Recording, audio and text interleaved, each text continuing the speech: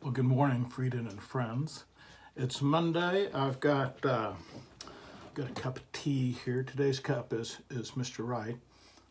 Well, you can do whatever you want to with that. All right. Today it's a beautiful morning out. But here after a bit, I'll post a photograph of the view from Frieden's for the early morning. It's beautiful. But today I did want to share with you from the Psalms for this week in the lectionary that our lectionary texts this week are from 1 Samuel.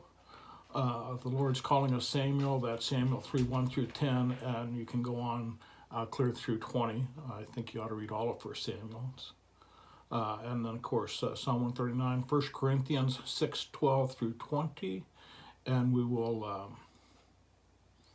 hear from the Gospel of John 143 through 51, and it is the calling of Philip. So there you go. But I did want to share this and a little reflection here from the psalm. O Lord, you have searched me and known me. You know when I sit down and when I rise up. You discern my thoughts from far away. You search out my path and my lying down and are acquainted with all my ways. Even before a word is on my tongue, O Lord, you know it completely. You hem me in behind and before and lay your hand upon me.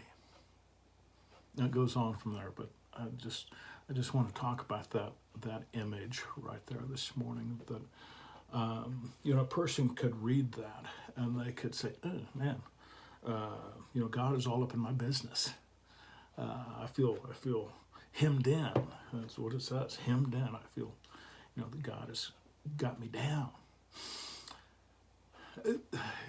Sort of, you could interpret it that way. I'm sure that people do. But I've been thinking about just the chaos of and the Capitol,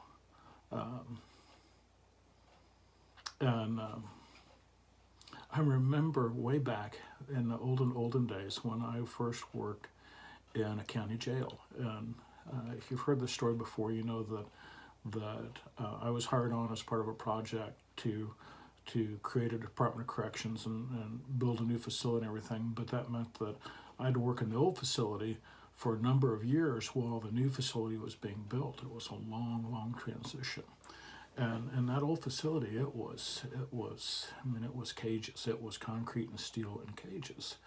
And it's a hard place to be, hard place.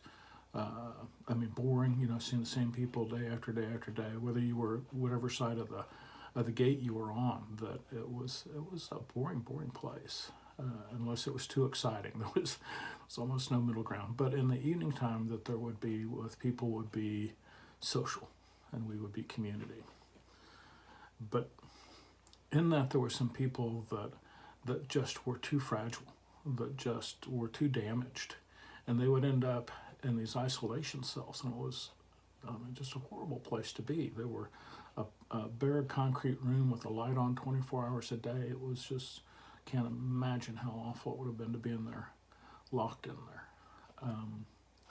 And sometimes then that would further erode somebody. And if they started flinging themselves around, banging their head on the floor, things like that, we didn't have any kind of emergency psychiatric commitment that we could do instantly in the middle of the night. So what we would do is we'd have to put somebody in a straitjacket. And if you've ever handled a straitjacket, you know that they're heavy canvas and just a formidable thing. And if you've ever tried to put someone in a straitjacket who didn't want to go, that's a rodeo and a half right there. But and it took me years to understand this, that sometimes that people needed to be swaddled. That we just got through Christmas, and the first thing that was done for baby Jesus after he was born was he was swaddled, that he was wrapped snug as a bug in a rug.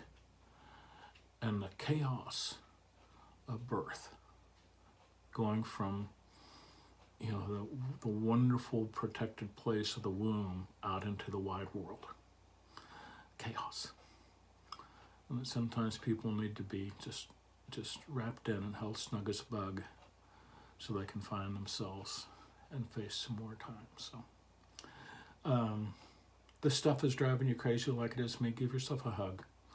The other horrible part of this, of course, is that we can't be with one another. But do, give yourself a hug. And know that God has you hemmed in. And that means that you're safe. All right, have a great beginning of your week, and I'll talk to you as the week goes on. Bye-bye.